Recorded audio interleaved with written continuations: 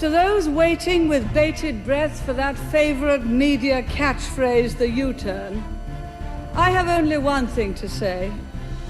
U-turn if you want to. The ladies, not for turning. Welcome to the Fidelis Leadership Podcast, a place of learning for those who aspire to leadership excellence. Here's our host, Mike Etor. Leslie Baker, welcome back, my friend. How are you? I'm doing good. Thank you, Mike. Thank you for showing up. And for the audience that is seeing this episode, Leslie, this is the second. This is part 2 of what I'm calling the Leslie Baker series. Leslie is a legitimate HR executive, and I find that's a weak area for most executives or aspiring executives without an HR background. She's already been here, so if you're looking at this, I would recommend that you go back to episode 130. That was Leslie's first episode, and it's got a lot of information and guidance that will give you context and perspective for this one. And so with that, I just want to re-explain to everybody that Leslie and I go way back.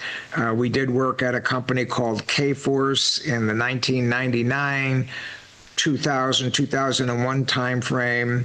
I stayed there for 15 years. After a few years, Leslie moved on, got into the HR, environment and all that, and has done super well.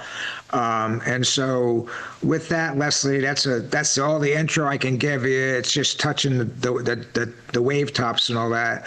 So for the benefit of those that have not seen your previous episode, give us the Cliff Notes. What do we need to know about Leslie Baker? I have been in HR for 20 years. Never thought that I would find myself in HR. Actually, when I was growing up as a kid, I was always very quiet. So for you to say, oh, Leslie, you're going to be in HR, I would have said, nah, that'll never happen. And somewhere along the line, it just became my niche. I became a people person. So it served, like you said, it served me well. I do enjoy talking to people and dealing with situations. So that's my story in a nutshell, someone who never thought they would become a people person. Yeah. Well, tell us, where were you born? Where did you grow up? Where are you now? I was born in Houghton, Michigan. So Upper Peninsula of Michigan. So let me see if I can, Michigan is shaped like a hand. And I was born way up here. Oh, wow. Yeah, at the very top, right on the Canadian, Wisconsin, Michigan border. Now, for those who are really geographically savvy, don't send Mike hate mail saying she doesn't know, talk about maps and where it's located. It's in Upper Peninsula. So I was born in Michigan. I moved around after my undergraduate degree, went to Tampa, Florida, went to Dallas, Texas, Washington, D.C. And each time I moved to a different location, it was always within an HR realm. And then years ago, I decided to relocate back to Michigan. Anybody who's from the Midwest, you only go back because of family, because nobody wants to endure the frozen tundra for the fun of it. So I have ended up back here in Michigan, and I'm closer to my family. Can't say I'll stay here for the rest of my life, but I am here now. So were you raised as a University of Michigan fan? Oh, no. We are Notre Dame fans. So I am right on the Indiana border. I'm literally 7 minutes down the road from the Notre Dame campus. So we are Notre Dame fans. Oh, okay. Is that a recent thing or was that a lifelong thing? My husband has been a lifelong Notre Dame fan, and to be honest with you, I could care less. But he's got Notre Dame memorabilia everywhere, and God forbid you bring anything in this house that's blue and gold. Yeah, and just on one personal note, correct me if I'm wrong. I think you've told me in the past that your dad was a teacher and a basketball coach, and your husband actually played basketball for your dad. Yes. And here you guys are years later, Yep. So I'm just wondering, if he knew it was going to be his son-in-law, maybe he would have gave him a little more playing time. I don't know. Not just, You know what's funny is when we get together for family meals, they will bring up basketball games from 35 years ago, and they will sit there and argue about the plays that were called and how they handled it. And, you didn't guard this person and we lost the game. I'm like, it was 35 years ago. We don't care. Hey, you gotta stick with those good memories, So those are, I'm sure those are interesting conversations. Well, listen, again, for the audience, right now you're not working for a company. You have your own gig going. Tell us about your company. What do you do? Who do you help? What do you do for clients? So the company name is Seasoned Solutions Group. Going back to that conversation about Michigan, their mascot is the Wolverine. I know when you and I had talked before about, why didn't I use the name Wolverine in the company name? And that's because, we don't have anything Wolverine related in this household. So hence the name, the Seasoned Solutions Group. Midwest, we have 4 seasons. It's just something that's near and dear to my heart that Michigan, fall, winter, spring, all represent a different season. And I think that kind of represents how everything is in our personal lives, and we each go through a different season. So the company is for aspiring leaders, for seasoned leaders who want more efficient way to work, and then for organizations that are looking to help build their management and their leadership team.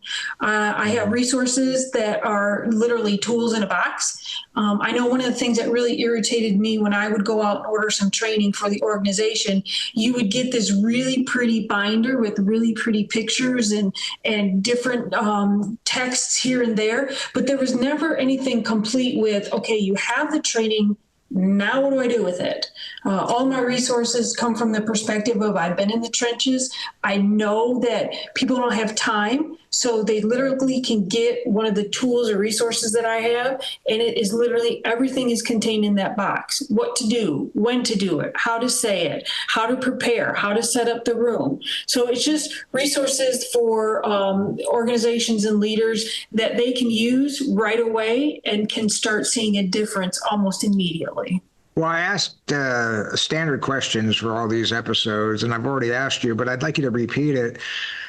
I always ask everybody, what's your elevator version of your philosophy of leadership? So I'd ask you to repeat that for the audience. If I was a fan of yours, and I am a fan of yours, but if I saw you in the airport and I knew you were hustling to your plane, Leslie, I bought your books, I love you, saw your videos. What's your philosophy on leadership? What would you tell them real quick? I have a very to the point and quick philosophy, and that's to hold yourself and your team accountable, to set expectations, and to make sure you're communicating open and honestly. I can't tell you how many times I've seen leaders over the years who don't hold themselves accountable, let alone the team. They don't set expectation and wonder why they're managing chaos, and then they don't communicate openly and honestly. So that's my philosophy in a nutshell, which kind of will lead into the whole purpose behind me writing the book. Yeah, well, we're going to get into the book pretty quickly here, but I also ask everybody podcast, the timeless question, leaders born or made? I think we all have the potential when we're born to be leaders. I don't think that just because you have the opportunity and the potential will make you a leader. I think the experiences that you have, what you take away from those experiences, and how you translate your experiences into helping others determines whether you're a leader or not.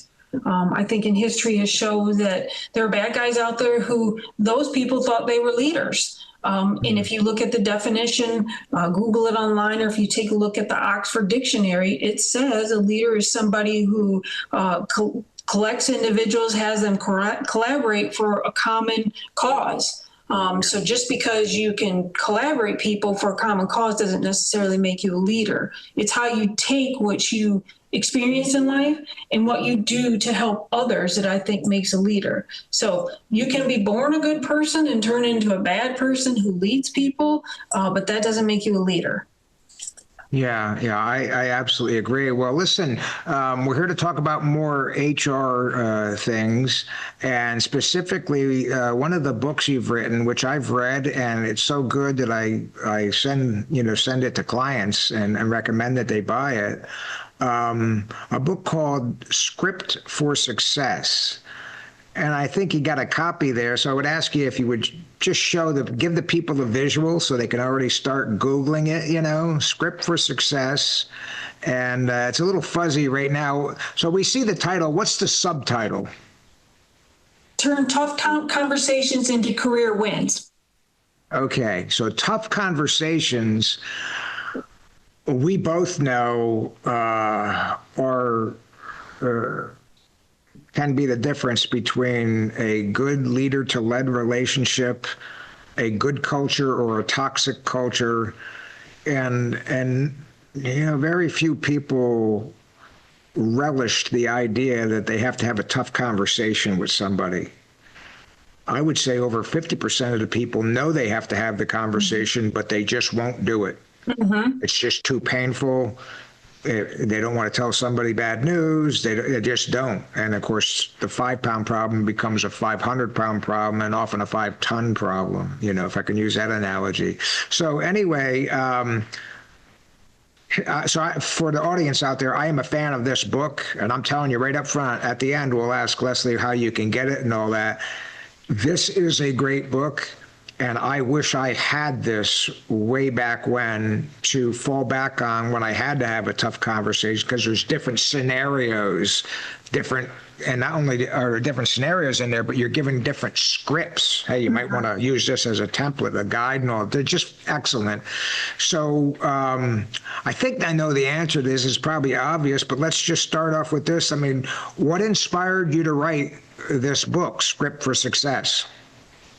After 20 years of dealing with situations that should have been handled by a manager or a leader, and then coming to me and having me take care of it, became very disheartening, because I couldn't understand why individuals couldn't just sit down and have a conversation. And I think the turning point for me was I was in a meeting one time, and I had a coworker come grab me out of this meeting and ask me to go talk to someone because earlier that morning, their dog had gotten sprayed by a skunk. And, this individual, the dog was her kid. She was worried about her dog. So she's out there handling this dog that got sprayed by a skunk. Well, if you ever had a dog get sprayed by a skunk, if you touch it, that smell is going to come on to you. Well, that individual came to work and went in her office and continued about her day like nothing was wrong. Everybody else around her, though, smelled the skunk. But nobody would go up and talk to her and say, hey, you know what, you smell, can you go do something? Can you go home? And so they came and got me out of a meeting to go tell this person they smelled like a skunk and asked me to deal with it. So I was like, what? Why can't you tell them you stink? We got to do something here. But nobody was willing to talk to her. And probably this is, if you've ever had to deal with somebody who smelled, this is probably the easiest conversation, because there was no doubt where that smell was coming from and how she got that smell. So I just went down there and said, you stink, go home. Problem solved. So then after that, I got thinking, why can't other individuals just have a conversation like that without hurting someone's feelings, without getting all emotional? What's the problem here? And that's what made me take a step back and say, Leslie, not everybody has had to have difficult conversations like this. I've had to have hundreds of them. In the nature of my job, I have to have difficult conversations. And how did I get started with, back in the day, what did I do? How did I train myself to have those difficult conversations? And that's where the concept of scripts came up, that, hey, you know what? You've had these conversations over and over again. Why don't you just sit down and tell people, okay, this is what you need to say for this situation? So that's how the book came about. Oh, cool. Well, the tagline is compelling. Turning tough talks into career wins, and that one even got to me as like, okay, I never a stranger, never shied away from tough talks. I never viewed it as I viewed it as a chance to help that person and the organization. In the case of the woman that smelled badly, I mean, imagine what her coworkers. I mean, Oh, and anyone that's ever come close to that skunk smell will know it is much worse than you would think if you haven't been exposed to it. It is a nauseating smell. oh yeah, Because yeah, it's the animal's defense mechanism, and yeah. it will make a dog run for the hills when he smells it. If he's going to attack that skunk. So anyway, I digress. But so I'm curious. We need to start with this. I think everybody gets why you wrote it, the scripts and all that, different scenarios. But how in the heck can a tough conversation turn into career wins? And for So who? I'll Who's use you, for winning? example. You think that having that tough conversation is a teachable moment for those individuals, but Oh what you yeah. don't realize is you're having that tough conversation. I'm assuming you've done it respectfully, which I know you have, because you and I Right. had conversations before. Right.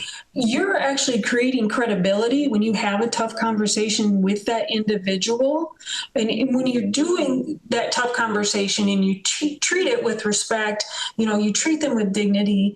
What you're doing is actually developing loyalty in the individual you're talking to, because they're looking at you and they're saying, okay, we have an issue, but he's handling it respectfully. That's somebody that I can admire, and that's somebody that I can follow because he knows what he's doing, versus a manager who has a difficult conversation. And here's the thing with difficult conversations. If you know you have to have one, then chances are your entire team knows that conversation needs to happen as well. Because other people, they're not stupid, and they're seeing Yeah. what's going on within team dynamics. And if you don't have that difficult conversation, then you're not building the credibility and the accountability that, like, say, you would have while having that difficult conversation. Yeah, yeah. I absolutely love it. Well, relative to tough conversations, I mean, you faced it as an HR executive coming up through the ranks, and I was of the opinion. I think what you're saying is a lot of times you're handling things that was more appropriate for that leader to have. Yeah. You have the tough conversation. You can't Yeah. be a good leader unless you're willing and capable of doing that, and do it. Because to your point, everybody knows what is up with Mike. When is he going to talk to Susie about her treatment of other people? They know, and if you don't do it, they have no respect for you whatsoever. Yeah. You're shattering their trust and all that, and much less I would building a be- bad environment. I would even be so bold to say, if you can't have tough conversations, then you should not be leading people. Yeah, I agree entirely because, I'm big on leadership. At the heart of it is psychology relative to managing effectively human nature. And the workforce is much more sophisticated now than it was 50 years ago or 150 years ago, but we're still dealing with human beings. Yeah. And their self-interest and their emotions and things like that. And I agree, because we're dealing with humans, inevitably, if you get two or more people in a group focused on a mission, best case scenario, there's going to be amicable differences of opinion how to do something or when to do it or how it's working out or changing the plan. Best case. Worst case, it can get downright nasty and toxic and stovepipes. And you've seen that. I don't have to describe it to you. And probably the vast majority of the people watching this episode. So I know you've seen it all. What are some of the biggest mistakes you've seen people make when facing a tough workplace conversation that's got to happen? Well, first and foremost, they don't prepare. If you have a difficult conversation, you're not going to just storm in the room and sit down and start making demands and telling individuals, hey, this is what we got to do. I think what really has helped me over the years is I would sit down way before I even wrote this book, and I always wrote down a script. This is the issue. This is what I'm going to say. This is how I'm going to say it. This is what we need to do. And I think that started when, years ago, and your young viewers are going to laugh at this. In my undergraduate, I would always write my notes. And that's how I retain things, by writing stuff down. And so I just kind of carried that through the years. So when I first started having to have difficult conversations, anybody who has to have one, you get very nervous. Your stomach gets upset because you're like, oh, what are they going to do? How are they going to react? If you write it down and create your own script, you're going to deal with it a lot better because you're mentally preparing for that. You know what you're going to say, get your mind ready, what you can anticipate how they're going to react if you prepare ahead of time. If you don't take that preparation, you're going to go into that meeting and have that difficult conversation, and it's going to go completely awry. You're not going to get your outcome, and more than likely, you and that other individual are going to get their emotions flared up, and things are not going to go well.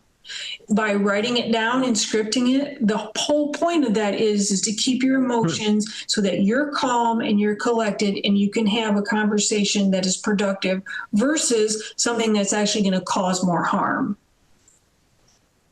Thank you for that. And I want to make a follow-on statement that I want you to opine on, Leslie. So my experience has been, I am a preparer as well. I don't ever I rarely go into a meeting as a professional without an agenda. Yeah.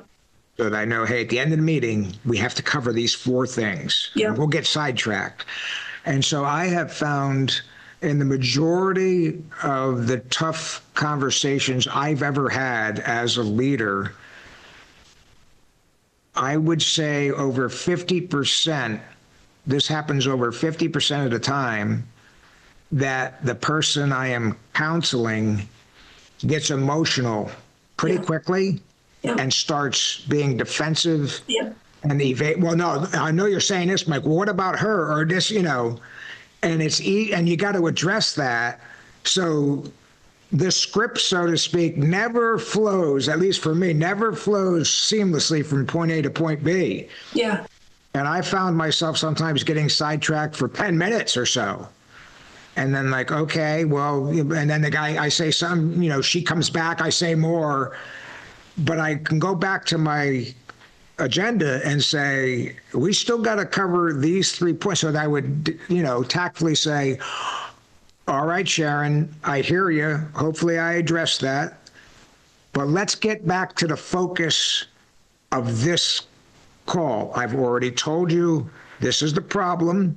I've already brought up one thing that you need to stop doing. Now let's talk about what I think you need to start. I just got back on the agenda. Yeah. Your thoughts on the probability that most of these conversations will be somewhat contentious, take you off script, you'll get distracted, the person might even aggravate you or get you upset, and you have to have something to get back to the true north so that at the end of it, it's got to be an effective counseling. And if you wanted to talk about 5 things that she should do, stop doing, whatever, if you don't get through, it's an incomplete counseling. Yeah. Your thoughts? So one of the good things about the book is I also put in there's a chapter on anticipating the reaction. So, if you've worked with someone long enough, you can kind of anticipate how they're going to react. Every manager, you should have that kind of awareness of, what kind of personality do they have? So I talk about the common ones that you usually deal with. You got your criers. You've got those individuals who just won't say anything and are quiet. You've got those individuals who will start pointing fingers and blaming others and not taking responsibility. You have those that get angry. Dealt with them all. And I talk in there about how, so if you have someone and they immediately start to cry, well, first and foremost, are there really real tears? And more than likely, if there are, the reason why they're crying is because they don't know how to respond. They're angry. That's how they reflect their anger is crying. So it just kind of goes through how to anticipate that reaction. So back to your point is, yes, you script it out.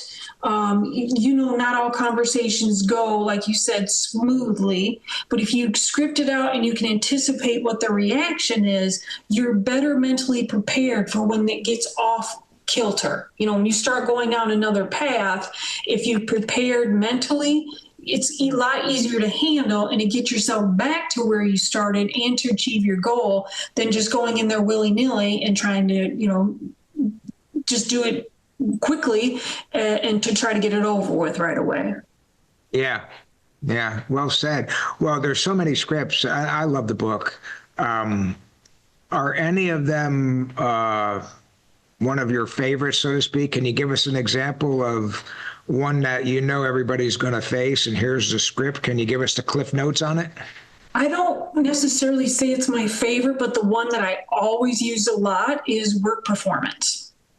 Any manager is going to have an individual that is not up to par on their work performance. This kind of goes back to our discussion the last episode where we talked about, I'm of the belief that no one should ever be surprised when they're fired. And if you're having the difficult conversations of work performance, then that individual should realize, hey, I got to improve. If not, this is what's going to happen. One of my all-time favorite sayings that usually gets through to people right away is when I'm having this work performance conversation, I always end with it. If we don't improve, or if you don't improve, you and I are going to have a completely different conversation. So I'm not saying what that other conversation is, but leave it open to their imagination. If you're coming to HR or you're talking to your manager about your work performance, and if I say I'm going to have a different conversation with you later, that should be an indication to them that, I better get my stuff together. Hold that thought. I love what you just said. Going back to about a minute ago, you said, nobody should be surprised with firings. And I call that the no ambush firings. Yeah. I have unfortunately had to fire people. Yeah. And we talked about this in the last episode. There are, no ambush firings unless the person does something so outrageous. A man touches a woman inappropriate sexually, he's going that day. The witnesses say he did it. I saw him do it. You're gone that day. You don't get counseled for that. You get out of the company. That said, I do think that whenever I fired somebody, it was usually, all right, Joe, you can see HR's here. Today's the day that we are parting company. You're no longer going to be with the firm.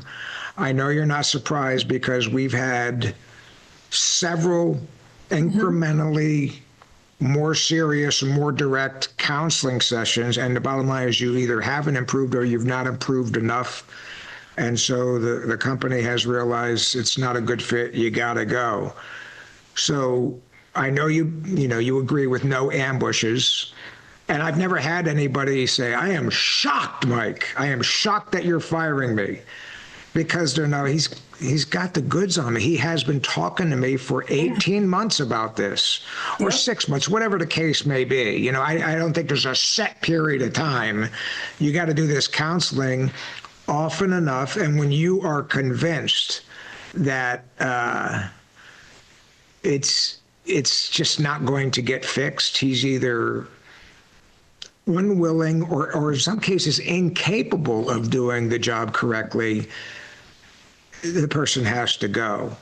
So I guess what I'm asking you is, do you agree, because we have a lot of HR neophytes out there, and I was one of them, I want to make sure that nobody leaves this video or has already started thinking, I have to talk to Fred if he's substandard and counsel him.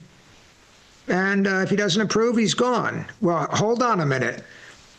That might be appropriate, but it might be jumping the gun too early. You have to give the person enough time to improve, which implies maybe several counselings along that journey. Could be 2 weeks apart, could be 2 months apart. So I'll shut up. And what are your thoughts on Okay, between the first, okay, you're not doing well, and the day that you have to fire them, if that happens, what goes on between that? It's not just one and done, right? Well, I find that too many leaders or managers, that's their thought. They're one and done. We've talked about it, and then, okay, now we go 6 months ahead of time. They're still not performing well. Well, what did you do between point A and point B to help that individual improve? And a lot of times that's what I'm seeing is, you know, time is our biggest barrier out in the corporate world. Managers are expected to perform right away, produce right away, you know, get results. They don't have the time to take and spend with their people, which, you know, it is what it is. But managers have to take the time to spend with their people to follow up, because, you know, come that time when they're not improving and you're calling HR in and saying, hey, we need to get rid of this person, HR is going to go, well, what did you do to, you know, why were you not following up? What you as a manager, what did you do to help that person? So you're right. It's not a one and done. It's a constant conversation that you have with individuals. Is it going to be as abrupt as when you're sitting down and having to have a difficult conversation? No, it could be something as simple as calling them in and saying, hey, how you doing today? Let's talk about what we went over. You know, how do you think you're doing? What can I do to help you? What resources do you need? So it's not always about having, you know, that tough conversations, the continuous talk with them after you've had that tough conversation to make sure they understand what they need to do in order to be successful. Yeah, thank you for that. And I want to go a level deeper now. Again, HR 101, because most people don't know this. So I'll make a statement. I don't think any leader, no matter how good they are, can say, all right, I just hired Sarah, and I'm going to schedule a tough conversation for 7 months from now. Well, you can't predict that. So the tough conversations, at least the initial one, I say, often pop up unplanned, unscripted, out of necessity. In other words, she was doing good, now she's not. So you prepare, you get the room set up, and you give her the first tough conversation, probably of several, to let her correct herself. But what other leaders out there listening to us may not realize is, I say, and I want to hear your thoughts as a professional, all leaders must have a routine, scheduled, recurring counseling session with their people. In other words, my policy was always, I had a one-on-one with every one of my direct reports every week. Mm-hmm. And that was just, how's the department going? Where are we at with this project and all of that? Those are just one-on-ones. Those are not official counseling sessions. At K-Force, we had a policy where you did do a quarterly evaluation on every employee. And that's when you literally went down the checklist of here's what you're doing wrong. And I'm not implying that during those one-on-ones, I didn't apply some body language. Hey, you might want to tighten this up and all that. But formal counseling that we had a little template to fill out. The person counseled it, signed it, could rebut, whatever, submit a statement, but then that would be filed at HR in their HR folder or whatever the case may be. So what are your thoughts on the necessity and the fundamental necessity of routine counseling sessions? Are they quarterly, monthly, semi-annually? Because a lot of companies are different.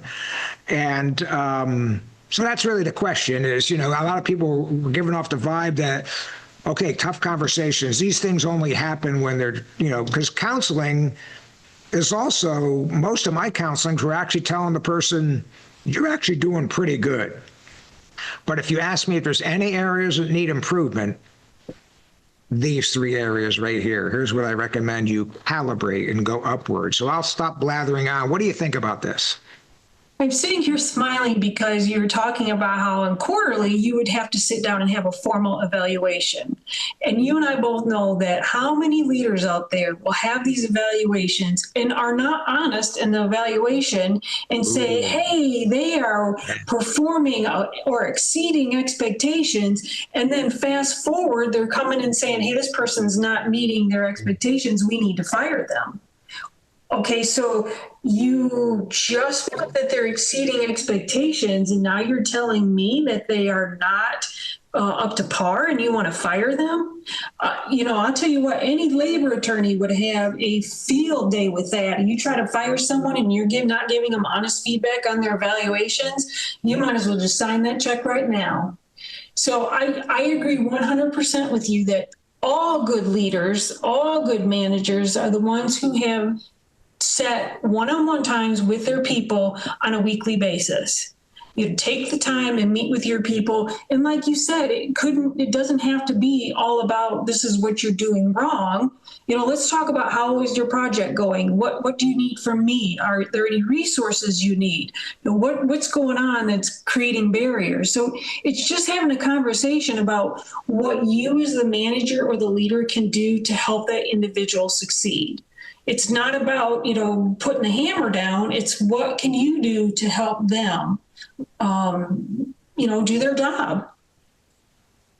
Well, you are exactly right, Leslie. You're talking and you're preaching to the choir on this. I cannot tell you how many times during my professional career I had a leader come to me and say, Mike, it's time to fire John. I'm like, okay, talk to me. Well, blah, blah, blah, this and that. And I'm like, okay, the $1 million question, Joe, is have your recent quarterly evaluations and any other negative counseling sessions reflected this? Or are you going to want me to agree that you can fire this guy? He's going to go get a lawyer, and a lawyer, to your point, is going to say, okay, they fired you supposedly for cause, for performance inefficiencies or problems. Yet, judge, in a courtroom, the previous 6 quarterly counselings, they're right here with that guy signing it, said he's doing great. In fact, the last counseling session was 3 weeks before all of a sudden he wanted to fire my client for poor performance. That judge is going to laugh at that. And at that point, the company's attorney is going to say, Your Honor, can I have a bench meeting with the, and they say, hey, look, let's take this out of court. We'll settle. And so it's a big problem, Leslie, and we could probably have a whole episode on that. But I'm going to let you talk again. And I would tell my guys, you know what? I'm getting ready to counsel you. Yeah. For being so boneheaded. Which is it? You're inept, or you're a moral coward that you didn't have the guts to tell John he's not doing well, and you waited so long and issued him false sense of confidence. That's a mark on you. So let me sit down. This is a counseling session now. You have to be 100% truthful. You can't lead effectively if you're not willing to be honest. And if my boss tells me, Mike, you're doing great, I believe him. Yeah. To come in a month later saying, you've been pissing me off for the last 6 months, Mike, and that hasn't gone well, that's an ambush. And ambushes are always morally wrong. But boy, you know as well as I do how expensive they're going to be for the company, because that guy's going to get a lawyer. The lawyer is going to look at the paper trail and say, I'll take this case for 30% of whatever the court gives you. And then the company's lawyer is going to say, no, Mike, you didn't do that. You didn't let him fire John with this paper trail. I'm going to have to settle this out of court. I can tell you right now, this is like $75,000 to $100,000 that we're going to give this guy. Well, guess who else is going to get counseled pretty quickly? Me, right. For not making sure that they've got the ducks in line, the paper trail. And not only in just a regular court of law, but you have to figure too that individual's probably filing a claim with the EEOC. They're filing a claim with the State Labor Board, and then that turns into a huge mess because once they file EEOC and you have to turn over all the discovery items, that then opens up the door to not just that incident, but every single incident in your entire organization. So it is very costly that if you're not having difficult conversations, leaders, managers, get ready for those lawsuits. Yeah, and I will tell you, you're exactly right. And we're dwelling on this, audience, leaders out there. This is this can get you fired. Yes. For ineptitude or exposing the company if you do this as a leader, or you allow one of your leaders to unjustly terminate. The person really could be terrible at his job, but if you've been telling her she's been great at her job for the last year or 6 months or the last counseling session, we got problems, my friend, and you're probably going to end up getting fired for that because companies do not like to give money away. And so, well, why do we just give it away? Because if they go to court, there's a chance that jury will say, well, she's only asking for 75 grand, but this is so screwed up, we're going to give her 500 grand or 1.5 million. And you know where I'm going with this? The state of California, if you get in front of a jury in California, chances are that's going to happen. People sue for 100 grand and they end up getting 3.5 million. Yeah. And it is absolutely terrible. So we're not making light of this. You can blow this one big time. So I'm glad that we talked about it. I would also say that too with, the whole concept of scripting your conversation in the world of HR, if it's not written down, it didn't happen. Right. Yeah. So if you do a script, there's your notes for that conversation. Because I've seen time and time again, too, that if a manager does have a conversation, they're not documenting it. And then all hell breaks loose. That individual, that employee will come with notebooks of notes. And the manager's sitting there going, I got nothing.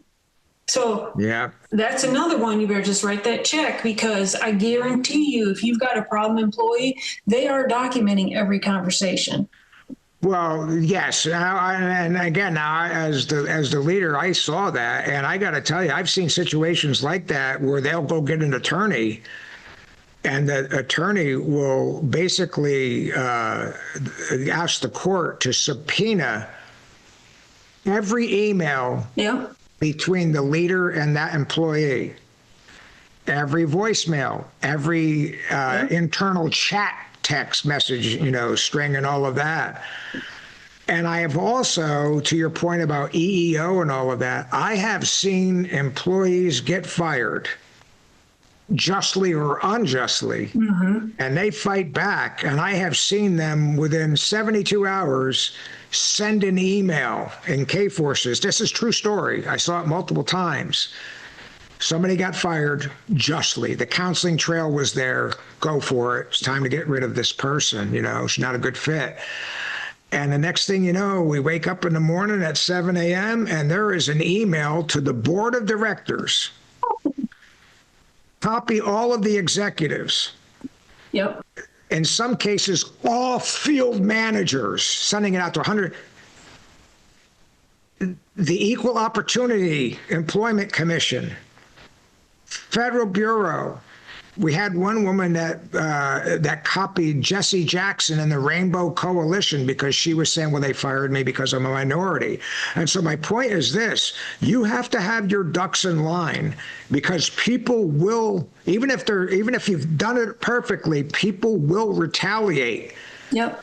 And when those emails came out, the board members would say to Dave Dunkel, who is the CEO and chairman of the board, Dave, I trust you're on this. Well, Dave would look at it and say, hey, Mike, I know you're on this. Tell me the story. So I would have to go in. Sometimes I'd bring in the manager that fired the person. And I'd say, Dave, here's the Cliff Notes. It was a just firing. The previous 6 quarterly counselings say she's not doing blah, blah, blah. And he said, okay, so we've done the right thing by her. This wasn't an ambush. We've done the right thing by her. She knew, she had ample time. She just didn't improve. And in fact, in the last counseling session, it was mentioned, look, this is your 5th counseling on this. If we don't see immediate improvement, this is probably, the next time we meet is probably going to be with HR. It's probably going to be your termination and all that. So as always, one of the main problems, forget counseling, that I find with leaders is if you are a moral coward, and I use that term not lightly, if you in good conscience know you need to talk to that person, and for whatever reason you choose not to do it, you're eventually, your days as a leader are, it's gonna catch up with you eventually. And you're gonna look like a moral coward, and even worse, you're gonna be viewed as a liability to the company. And I wanna ask your thought on this. Whenever I did fire someone or agreed to let one of my leaders fire someone, the real jury out there is the rest of that person's teammates. Mm-hmm. And you want it to be where, well, I liked Sharon, but it doesn't surprise me. If anything, they should have fired her 6 months ago. She's always late. She's hard to work with. She don't do her job, whatever. If it is a just firing, that'll ripple through the company. If it's an unjust firing in the eyes, and they said, no, man, I mean, she already showed me her last 5 counselings. They were all positive. Now all of a sudden she got fired. That's going to come back, and then here they go on social media. Yeah. And before you know it, it's a stain on you and the company and all that. So I guess what I'm saying is, I'll let you talk. Leaders must have moral courage. They must be 100% truthful, even when it's painful to do so. Nobody likes to tell somebody they're not doing well. But as a leader, you have to do that. You know, I find everybody wants to be a leader when everything is great. Some people shirk their duties when now there's rainstorms up there and you got to get wet and you got to actually talk to that person, and it's not a pleasant conversation. Even harder if you like that person. Yeah. Or if that's a person you know that your boss or, you know, she's a longtime employee, she's a favorite, a family member, or whatever the case is. So I'll shut up now. Any enhancements or embellishments to what I just said? Well, not only do they have to have the conversation, they have to have the conversation timely. You can't let somebody, you know, sit there, like you said, for 6 months. Let's say they were rude to another coworker, and you let 6 months go by before you address the issue. Well, by now that individual probably has forgotten about it, and you've let the rest of your team see that you've sat on it and you haven't dealt with it. So what does that communicate to them? That you will sweep things under the rug, that you're not credible, you're not reliable. So you can't let something sit there and fester, because it's going to become a bigger issue the longer it goes on. So get yourself mentally prepared, sit down. If you're not going to write something out, at least prepare and practice it in your head to deal with it right away, and not let something continue to sit there and grow and snowball into what started out as a molehill has now turned into a giant mountain because you didn't have the courage to have that conversation. I agree with that. And I want to throw a caveat out there to the audience. I probably should have said this at the start of your first episode and this episode. The knowledge and insights and advice that Leslie is sharing are so good that if they were available when I was a leader out in corporate America, I would have got the link to this episode, sent it to all of my leaders from top to bottom, executives, vice presidents, managers, and department heads, the guy in charge of the mailroom, and I would say, everybody watch this episode. We are going to have a meeting where we can discuss the finer points and any misconceptions you might have about what Leslie said. So these episodes can absolutely be used as a tutorial from individual leaders to their group. And actually, I'd be thrilled, as would you, if you ever found out that some HR leaders were saying, hey, watch this video. This woman said it better than I could. Watch this. This is our policy here at ABC Company. No ambush firings. Listen to them talk about the nuances of scripts and tough conversations and all that. So that's just an aside, because you're dropping a lot of wisdom here. And really, what's is going to be, I don't want to steal business from you, but people pay you for the advice that you're freely sharing on this podcast.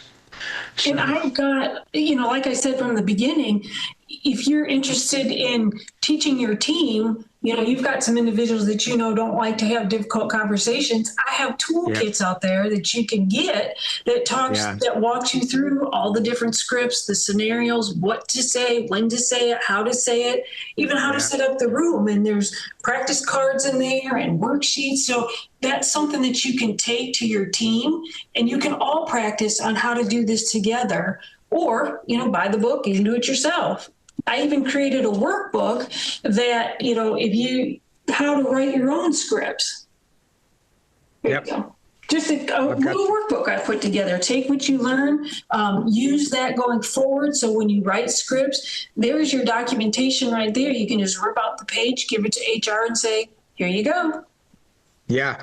Well, I have the workbook, and it's an excellent tool with the textbook itself, the main text.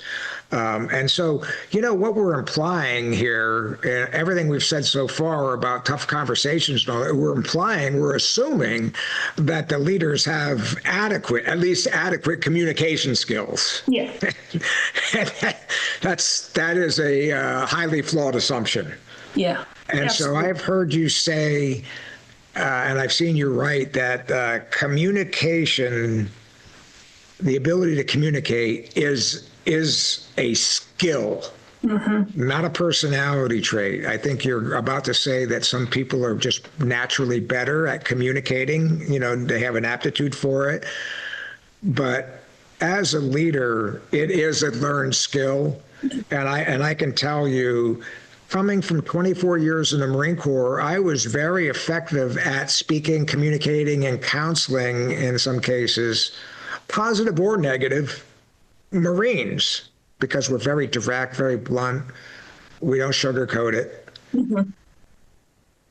Talking like that early on, in the best sense, was not effective in the corporate world. I had to learn how to speak well and communicate orally and writing at the corporate level. And I don't mean that the corporate level was nonsense, it's just a different environment. But I'll let you talk after I make this statement. Whenever people reach out to me and say, Mike, I saw your career trajectory. I want to be you. I want to be a senior executive. I'm a manager right now. I'm 4 levels down from that. How do I get there? And I'll say, well, one of the most important things that I see that will prevent somebody from getting there, because it stands out like a sore thumb, is a person's inability to communicate professionally and well, orally and in writing. So if you send out disjointed emails that are 500 words long and it really should be 4 sentences, or some bold font saying, here's what I need from you and all that, that is the number one factor that I tell guys. I know you're thinking I'm going to tell you about business knowledge, supply chain management, blah, blah, blah. All of that's important. But I tell you, you will not be an executive if they say, we'd like to promote Mike. Have you ever seen his emails? Oh, yeah. We Yeah. can't have a C-level guy send out emails like he doesn't spell well, and he doesn't do spell check. And so I'm not making light of a trivial thing. Your thoughts on communications as a skill, not a personality trait. And then to follow on what I just said about it can be a career accelerator. Yeah. Or a career. I mean, no one's going to promote you just because you're a great communicator. You have to have substance. But it is a very early, persistent disqualifier in my case. And I've seen guys that should have been at the executive level. They had the competence, but they never took the time to professionalize and have their communication skills grow in the same percentage, the same degree that their business acumen grew, or even their leadership ability. So why be a AAA top-rated leader with a single A communications ability? I'm struggling to use analogies, but I'll turn it over to you now. And nowadays, there's no excuse for that. You've got ChatGPT and other AI. Go out and use those tools and have it write something for you, and there you go. So really, there's no excuse nowadays where at least your written communication, that can be fine-tuned really quickly. As far as oral communication, so I wanted to take a step back because I am very blunt and I'm very to the point, but that is because of my job. When you're in HR, everything you say, everything you do, everything you write is scrutinized. So you want to make sure that if you're communicating, it's very clear and there's little room for interpretation. So I always tell individuals, I'm very blunt and I don't sugarcoat anything, but I'm not going to lie to you. And I always tell individuals, the best thing that you can do when you're communicating is be authentic, be real, treat everybody with dignity and everybody with respect. So every firing that I've ever had to do, I treat people very much with respect and dignity and very much with empathy as well. I don't like to fire people. I'm sure they don't like to be fired, but I have never had anybody walk out of that room saying Leslie treated me unfairly or she was mean to me. So, that's my one big takeaway is if you're communicating, you want to be authentic and real, and you want to make sure you're showing everybody dignity and respect. I agree with that, and getting onto the leveraging of the AI tools, I use for my email client Microsoft Office, and whenever I click on an email that somebody sends me, the little AI, is it Copilot, sticks up. Or I can even just click on, not even open the email, and the AI comes up and says, Leslie just sent you an email containing 3 main points, and she's asking you to reply with 2 or do 2 things or 2. And so whenever I look at that and I read the email, almost always the email is way too long. Yeah. And so I think what you're saying is before you press the button on an email, get an AI tool and say, hey, ChatGPT, create a version of this email that is more brief, succinct, to the point, so that, make it as long as necessary, but as brief and crystal clear as possible. Watch what you get back. Chances are it's not ready for prime time. You're still going to have to go in there and put the Mike or Leslie on it, but it's pretty good, especially somebody like me. I am a writer. I've written books. I tend to be verbose, both orally and in writing. And left to my own devices, I will write an instruction manual in an email when really and just think it could be 2 paragraphs. And for those leaders out there who are leading young people that are coming into the workforce nowadays, they're digital babies. They are used to, second snippets on TikTok, and they want everything now. And if you're writing emails that are 5 pages long, nobody's going to read it. Yeah. And then you're going to be asking yourself, well, I put it in writing. Why didn't they do what I told them to do? No, because they didn't read it. Yeah, I agree with that, and I'll stray one level up. I find that the overall in any company, the the variations in effectiveness at writing emails waste a lot of time and money. Oh, yeah. A lot of time and money. Some guys are really good, right to the point. It's, my guidance that I give myself and other people is if I get an email and I open it up and it's all on one screen and I don't have to scroll down, I'll read it right there. But if I can see, man, this is like 4 pages, I'll read it later. And later often becomes 2 days, 2 weeks, 2 months. Yeah. Because it gets buried in your inbox as more stuff comes in.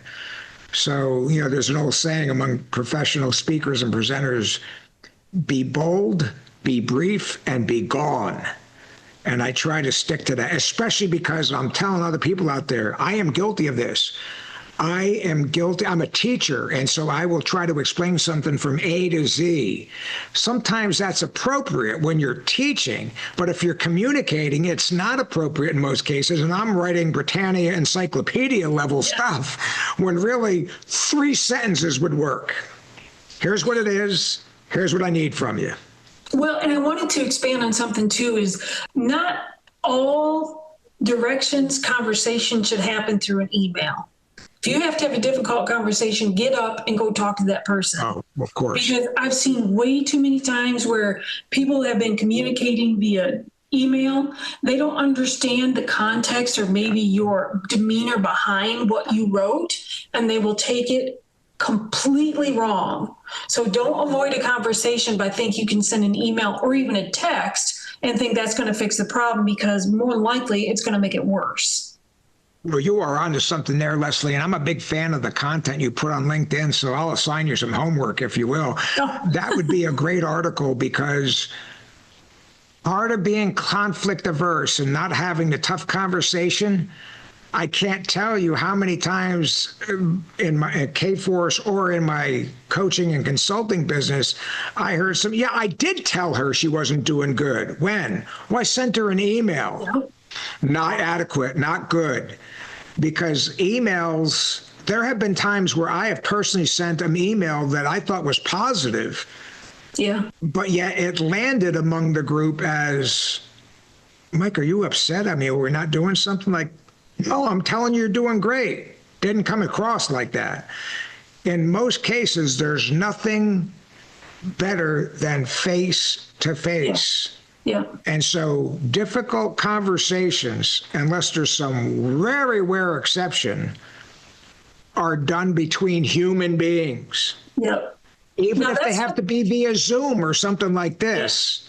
Now, that's not to be confused with after the difficult conversation, sending an email recapping with, hey, this is what we talked about. Right. Yes, I agree with that. Well, let's get on that matter of technique right there. Joe has had a tough conversation with Fred, filled out the appropriate counseling form. You got it, Fred, blah, blah, blah. I think it is an absolute professional requirement, much less a best practice, for within 24 hours, sometimes let the person think about it for a day, but to follow up with an email, say, Joe, just want to let you know. I used to tell people, hey, I know that was a difficult conversation for you. First of all, I want to let you know I still love you. And I put a little exclamation, a little smile. I still love you. Mm-hmm. This was given in the best intent, but you got to fix this and all of that. So please take this to heart. And if you have any questions, let me know. We have a one-on-one coming up, our weekly one-on-one coming up Thursday. One way or the other, though, I would like to hear your feedback to that counseling session. So there are times when the follow-up for email to set up another conversation. But my point is this, you almost never go wrong talking face-to-face with somebody. Right. And I know what the answer is going to be. It's common sense, but sometimes the remote workforce is here to stay. So in some cases, the boss is 1,000 miles away from members of their team. So it's impractical for that person to fly 1,000 miles in most cases to give that negative counseling, but it has to happen. Mm-hmm. So Zoom and other technology like this with the video and all that, what's your thoughts? I say it's effective. It would be nice to sit across the desk from somebody and talk to them, but that's impractical in many cases. But Zoom is also a very good tool to use, and I have done it, over Zoom, and I encourage other people to do it. The conversations must happen. And if they can't be in person, the next best alternative is technology, where you're face to face and you're having this. And I know a lot of people say, Mike, should I record those counseling sessions? Mm-hmm. And I say, well, that's a matter of technique.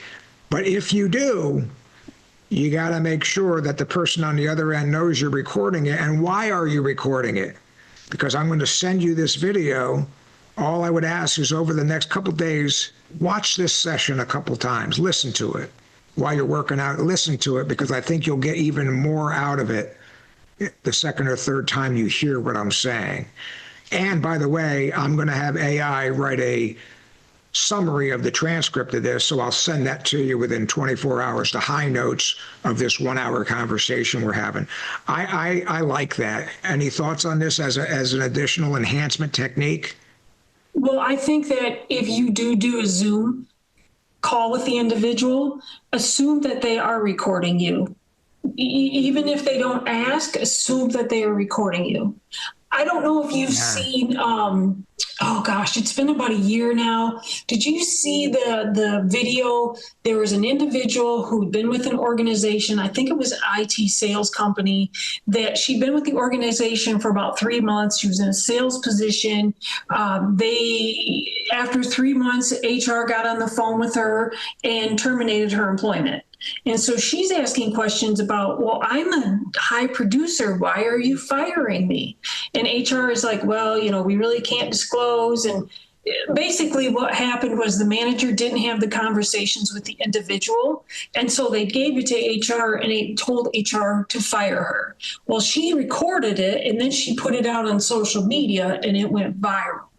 And the poor HR folks, they had no specifics about why this individual was being terminated. Shame on them for not having the manager on that call.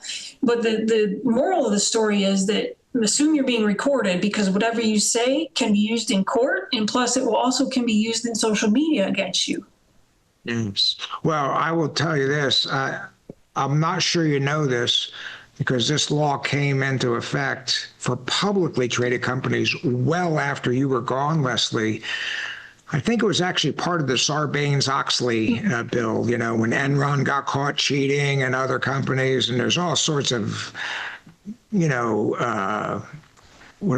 you call them? Evaluators coming in, and have to. Auditors. A publicly traded company is required by law to keep a record of all emails in the company for that day, all text messages, all internal chats, all voicemails. You are required to keep those for 7 years running. Yep. To your point, if you write it, or you say it, or you text it, or you message it, it's being recorded for sure in a publicly traded company. Yep. And if someone in this case says they fired me unjustly, and by the way, my manager has been sending me sexually suggested emails, the lawyer they go to court, and the court says, K-Force, produce every email that this woman has ever sent or received in her 4 years at K-Force. If we don't have those records, if we can't produce those emails, we are automatically considered guilty of her charge. Yep. And she has won the case. And so that requirement cost K-Force probably an extra $2 or $3 million a year for the technology. Our legal counsel's name was Bill Josie, a great guy. And when he Yeah, he explained the need for this. We had to buy a special server, and it backed it up every day. Yeah. Every day. And he was and so we called that the Josie server. And it had to work, and it had to have a huge storage cache because 7 years, Leslie. Yeah. And it happened. We had to produce records, and thank God that the tech guys, yeah, Mike, we got it all. It'll take us about 3 days to get it. Yep, all the emails, all the voicemails, all the text. And then somebody in forensic consulting or something goes through the text and says, I see no sexually suggestive emails. I have every email from Mike to Sarah. There's nothing there. Well, it ain't going to go well for Sarah in court. But if they can't produce that, even though we're not guilty of it, we're considered guilty. Yeah. That's publicly traded. There's also an increasing amount of private companies that keep storage of that as well. And it's expensive, but far less expensive than kind of handing your butt away in an out-of-court settlement. Yeah. And not to go too far off kilter, but I wanted to go back to, if you're a manager and you're texting someone after hours and you think they're harmless, like a joke or a meme, or, just talking with them about something innocent, that can be interpreted way different in a court of law and with that individual's attorney. So be careful if you're texting someone, be careful what you're texting them, because if that employee is disgruntled, they're going to spin that to where, oh, look at Mike was sending me stuff. Yeah. And, I take it as sexually explicit stuff, even though you're looking at it going, it's a cat with a hat waving. So you got to be careful with what you're sending employees after hours on texting on their personal phone as well. Because I've been in situations where we had an individual who did end up suing the company because of after hours conversation, where the manager thought that, she was a friend, he was a male, just having innocent conversation, which turned out when things went bad, she did end up going after him for sexual harassment. Yeah, I agree with that. And I will say, right now we have spoken a lot about doom and gloom stuff. So there may be people out there say, what the hell with that? I don't want to be a leader. And the reality is this: if you're doing the right thing, it's actually pretty easy. Yeah. I am looking at a plaque on my wall right now. As you know, I'm a big fan of the ancient Stoic philosophers, and it says, a man's character is his fate. Which means if you're a crooked guy, eventually it'll catch up with you. And that's been my experience. But I got to tell you, in this realm, what you write or say is your fate. Yes. So choose your words wisely. And I'll give you this. Here's the story that I use. 24 years as a Marine. High testosterone culture, predominantly male. I was an infantry guy, rough guys, profanity, off-color jokes. You get me on a phone with my Marine buddies today, let's just say I wouldn't want that to be recorded in the professional world, because we're joking. We're talking like Marines, talking trash to each other, In 15 years of K-Force, not one person ever heard me utter a single word of profanity. Not once, not ever, never. Mm-hmm. Unless I had to say, well, here's what your guy said to my back office worker. He called her an effing egg-hole or something like that. Then I would say, but other than that, and if it's not hard for me to do, and it wasn't, we're not telling people you have to change who you are. Except in the professional world. Yeah. When you are writing or doing something, you're acting in the name of that company. And to Leslie's point, it's all friendly until it's not.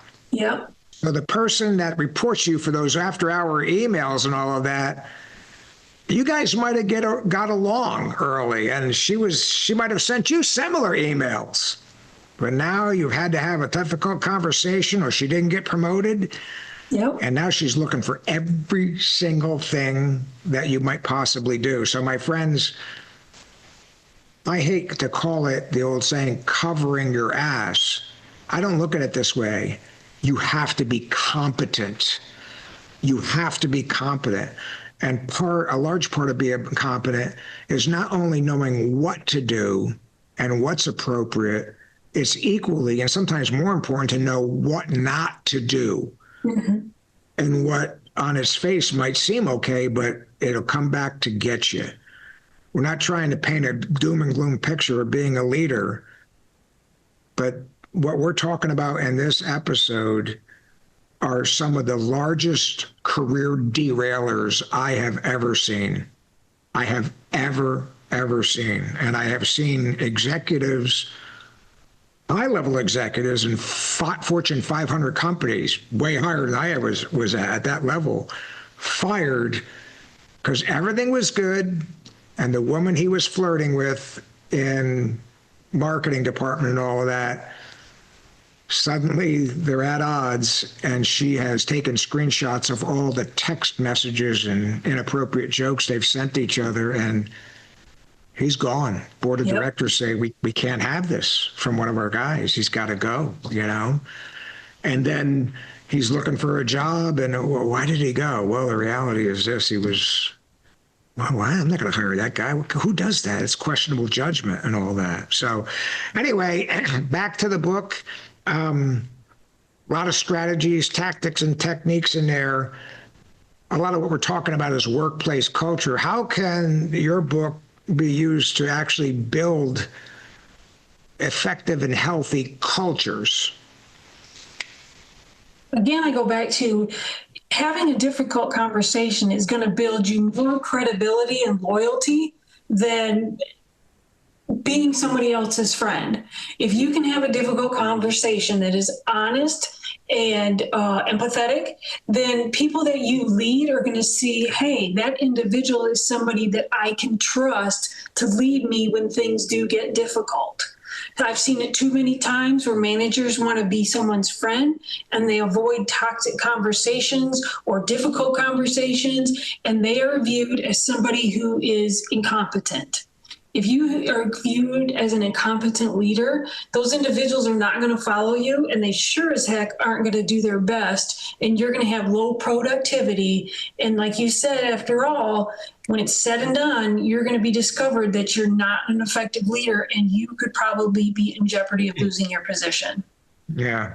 No, the best thing about this book is it's not only can be applied in the business world, it can be applied to anybody's personal life as well.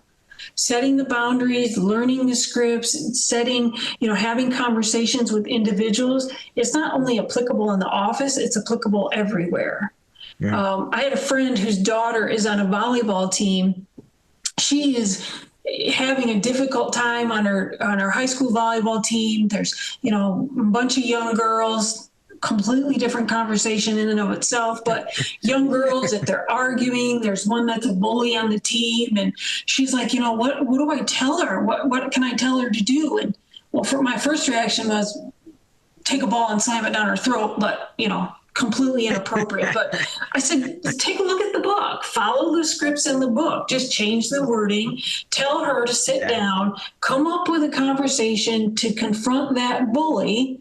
You can say, look, I don't like how you're behaving, cut it out, and then see how it goes from there. I tell my team 9 times out of 10, if you confront somebody about something, they're going to stop what they're doing and they're going to improve. You'll just have that one outlier who doesn't care what you say. They're still going to be a terrible employee. But for the most part, if you can sit down and provide clear expectation and direction, your people are going to improve. Yeah, I absolutely agree. Well, listen, our time is running short, Leslie, but I would assume that many listeners say, I want to do these tough conversations. I want to get better at them. If they were asking here, Leslie, how do I start getting better at it? How do I start learning how to do this? Or if I'm already doing it, how do I get better? How do I enhance my skill set? What would you tell them? Get the book, read it, study it, and then just sit down and come up with your own scripts. The book goes through very common workplace situations. Every manager, if you take a look at the scenarios that are in the book, every manager can say, yep, I had to deal with that. Yep, I need to deal with that. So get the book, read the book, take a look at all the different scenarios. I not only tell you, like I said, about anticipating reactions, but then I actually give you a script where it says word for word, this is what you need to say. So it is. We'll go back to the individual smelling like a skunk. There's a script in there about how to tell someone they stink. You know, you're going to, what is your goal? You want to tell this individual they smell and you want them to change their behavior when they come to work. Okay, well then this is what you're going to say. And then if they answer, then this is what you say. But it breaks it down bullet point by bullet point about what you need to say to accomplish what you're having a conversation about. It's as simple as that, just sitting down and starting. So I give you the scripts that allow you to sit down and start with how to have that conversation. I love that. And I would just say this for the audience, you know, I would have been a better leader earlier. I'm not a moral coward. I never had any problems having the tough conversations. That said, a lot of it was trial and error because everybody told me, Mike, you got to have, you know, you got a good leader, you got to have tough conversations, you know, moral courage. Mm-hmm. You know, you're really looking out for the person, even though they don't feel that way at the time. I'm like, yeah, I'll do it. How do I do it? I just figure it out. Do the right thing. Yeah. Well, I got to tell you, without scripts like this, every leader is going to make mistakes. These scripts, I don't think, to your point, they will always be able to be followed verbatim as in the book. Right. But man, what a good template from which you can modify. And these scripts and the flow and how you cover main points and the various scenarios, precious. And so Leslie's got a book here that is, again, so good. I wish I had it, 30, 40 years ago.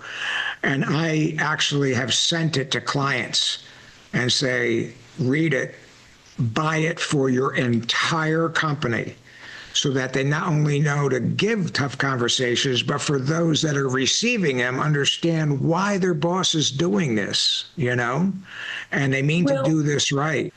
And I don't know if you know this, but I am very much a hothead. If you push my buttons, it is not going to be good. So I also tell people that, if you're a hothead, read the book, because once you push my button, I am more likely to just go off on you right away than to stop and say, okay, wait, what are you doing?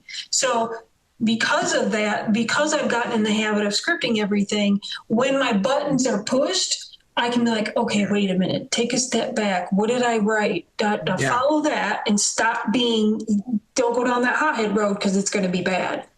Well, I agree. We're talking a leadership fundamental issue now.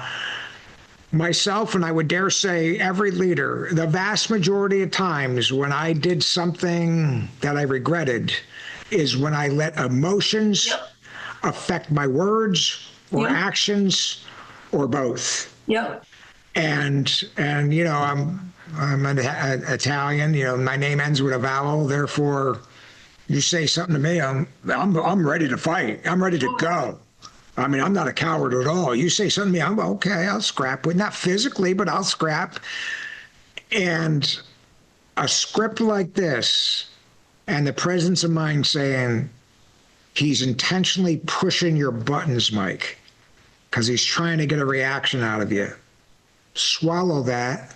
Don't take the bait, and get back to that script. Get back to those bullet points. Get back on course. And you'll be glad you did.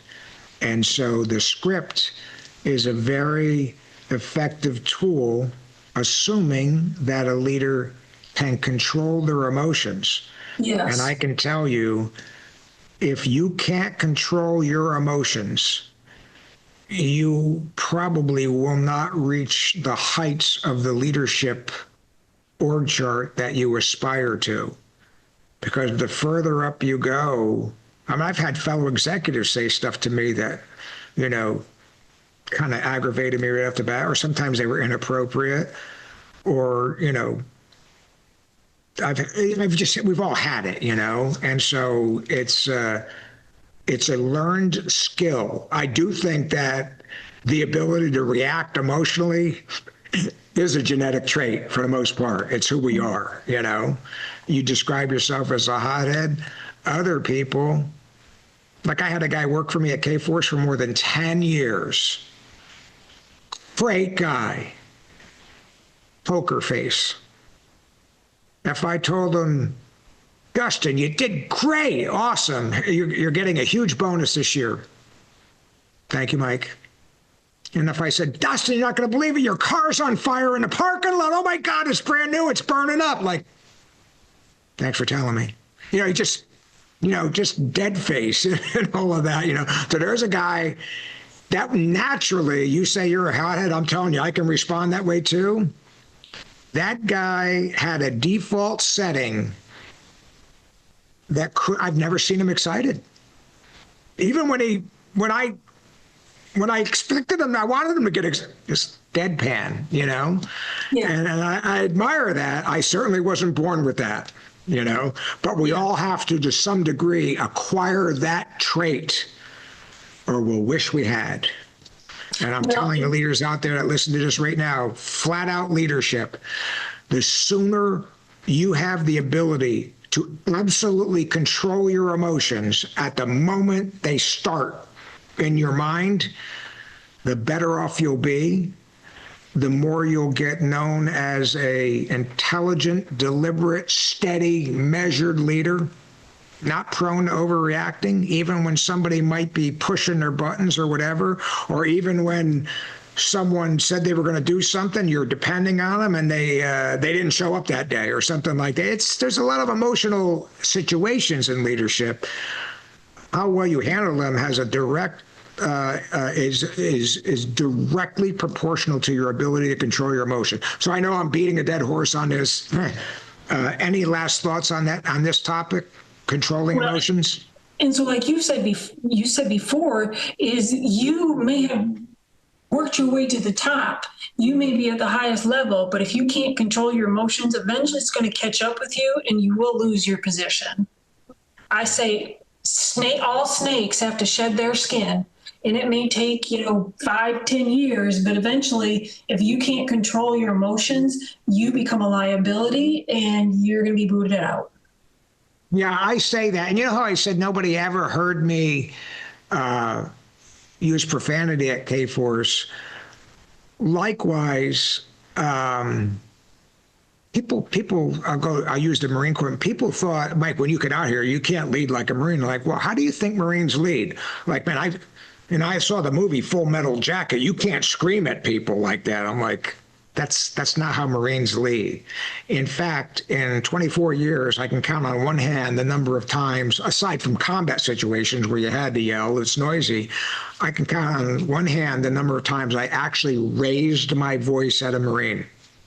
And it was appropriate to get his attention. Usually there was alcohol involved and I had to go in and say, and you know who you're talking to here? Get up in your barracks and sleep it off, that kind of stuff, Aside from that, as a Marine Corps leader, if you were a screamer and you had a reputation for yelling and getting emotional, you're going to get talked to.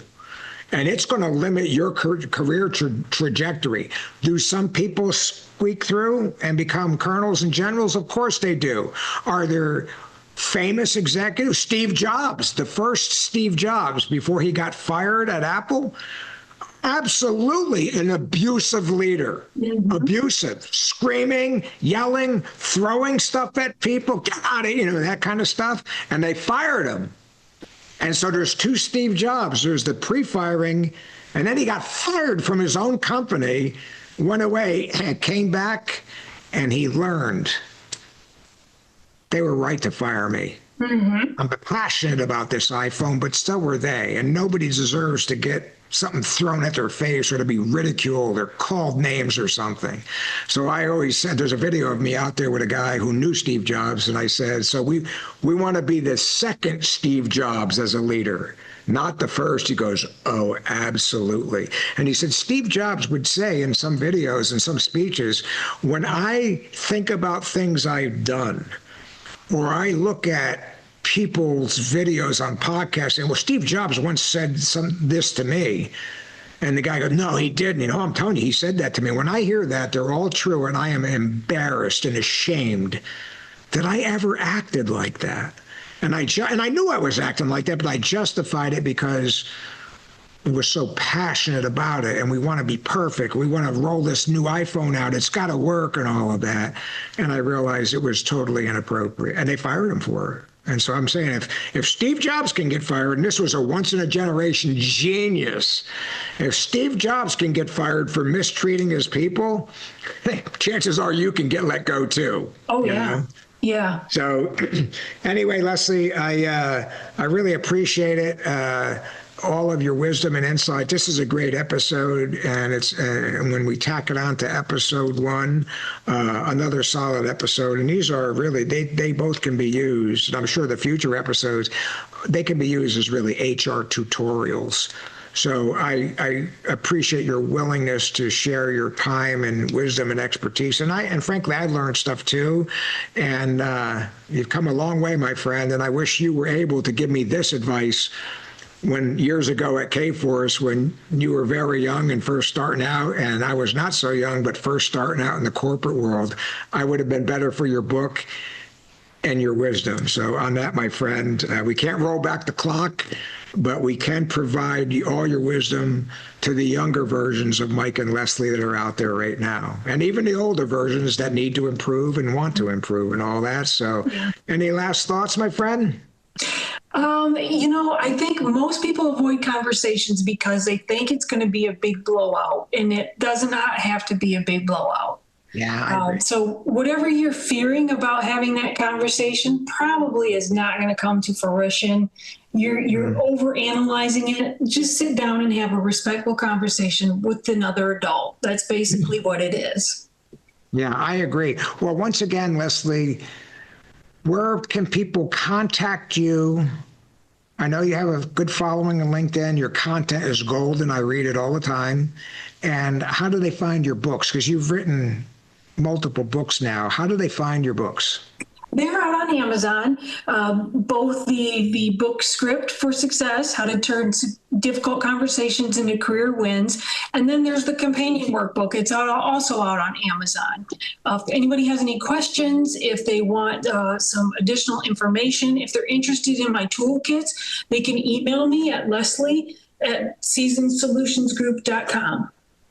Okay, sounds good, my friend. Well, again, thanks for your time, and I respectfully ask that you come back and do episode 3, because I know you got another book out there that I'm loving. And, yeah, that's going to be an interesting conversation. That's going to be a good. So I don't want to steal any thunder out there. If people look you up on Amazon, they're going to see that book. But boy, if there was ever a timely book.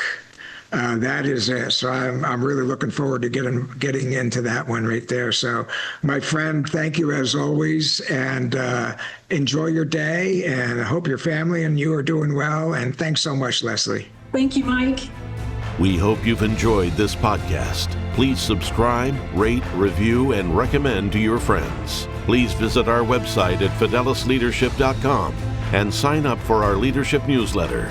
Until next time, remember the words of the ancient Greek philosopher Pericles. What you leave behind is not what is engraved in stone monuments, but is woven in the lives of others.